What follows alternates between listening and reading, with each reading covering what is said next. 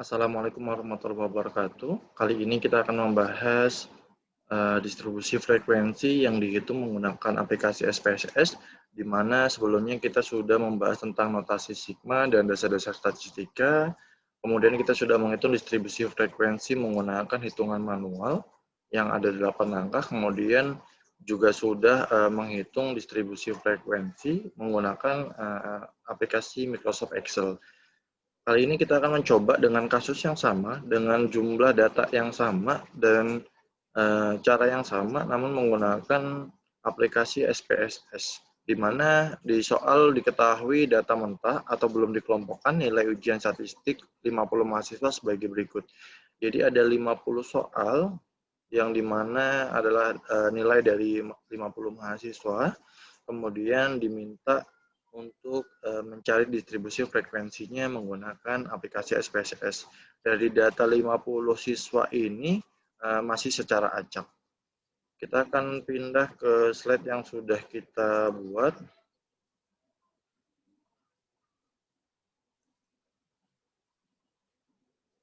Ini adalah hitungan sebelumnya secara Excel atau menggunakan aplikasi Excel, dan kita akan mencoba menghitung menggunakan aplikasi SPSS menggunakan data yang sama. Jadi nantinya kita akan tetap gunakan data 50 data itu. Sebelumnya kita urutkan terlebih dahulu dari nilai terkecil sampai dengan nilai yang terbesar, yaitu 22 sampai dengan data ke-50 yaitu 86. Kemudian kita menggunakan batas kelas atas atau nanti kalau di sini disebut dengan bin. Kita buka aplikasi SPSS-nya.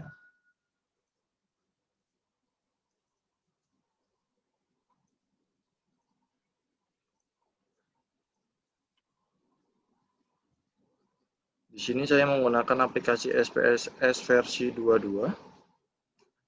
Nanti kalian juga bisa mendownload aplikasi SPSS-nya langsung dengan versi yang berbeda-beda juga tidak masalah. Ini adalah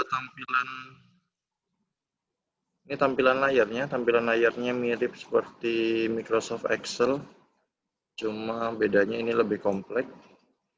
Di sini ada dua tampilan, data view dan variable view, di mana data view itu data yang akan kita edit. Kalau variable view, kita akan membentuk tipe-tipe variabelnya, seperti tipenya, kemudian panjangnya, dan desimalnya, dan lain sebagainya.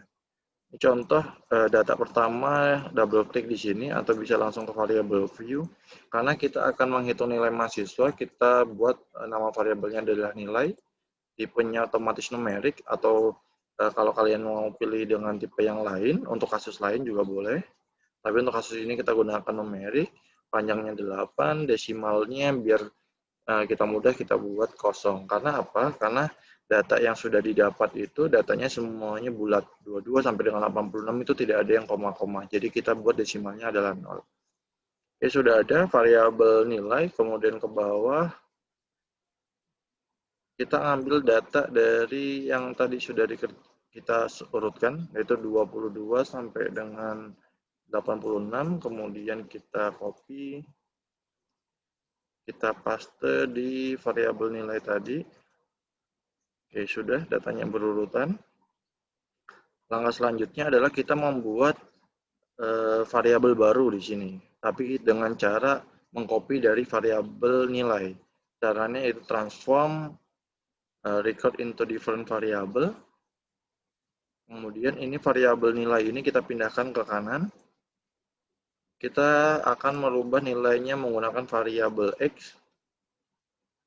Ya, jadi kita akan change atau merubah nilai yang terdapat di variabel nilai, angka yang terdapat di variabel nilai kita pindah ke dalam variabel X. Kemudian setelah di change kita alt and new value. Di sini kita rubah range-nya.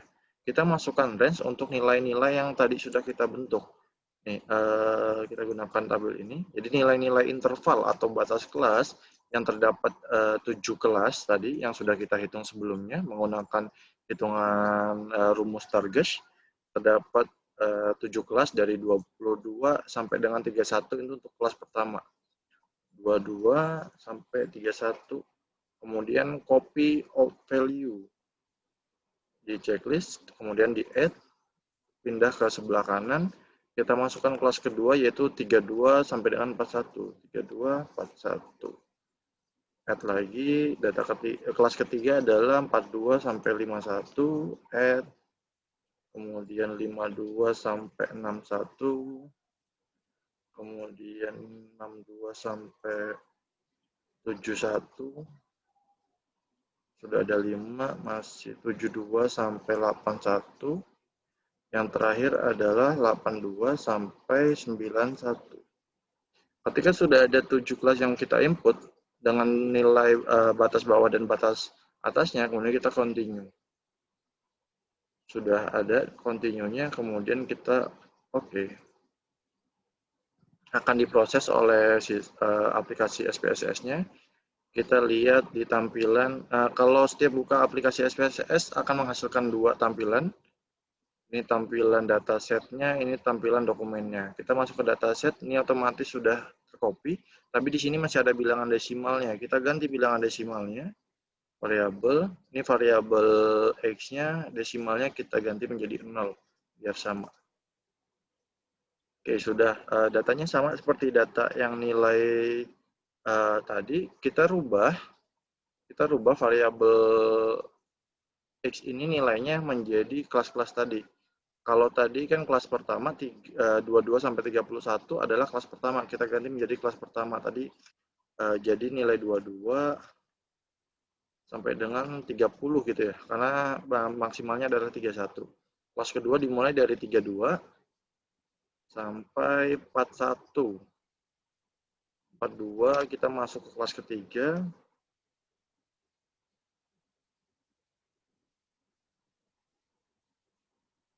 Sampai 51. 52 masuk kelas keempat.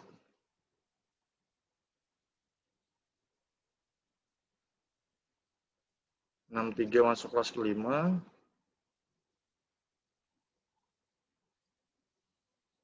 72 masuk kelas ke-6. 86 masuk ke kelas ke-7. Kelas ke-7 hanya ada satu nilai seperti yang tadi kita lihat di hitungan manual gini ya. Ini sesuai dengan ini.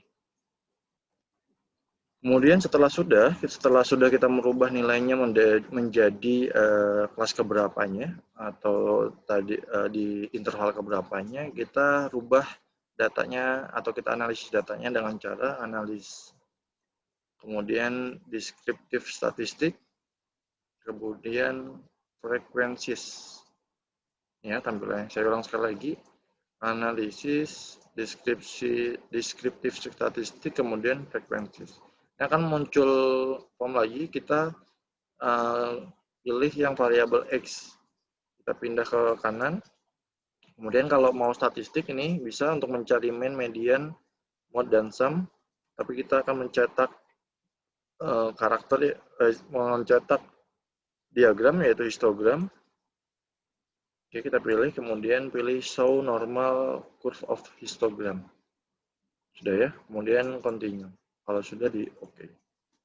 Kemudian diproses dan muncul hasilnya. Ini hasil dari data frekuensi menggunakan aplikasi SPSS. Ini kita lihat kelas pertama frekuensinya 5, kelas kedua 7, kelas ketiga 9, dan seterusnya sampai dengan kelas ke-7 adalah 1. Dan menghasilkan juga histogramnya. Kalau kita lihat kelasnya, kita compare atau kita bandingkan dengan nilai tadi sama ya. Kelas pertama 5, kelas kedua 7, kelas kedua 7, sampai dengan kelas ke-7 ada 1, kelas ke-7 1.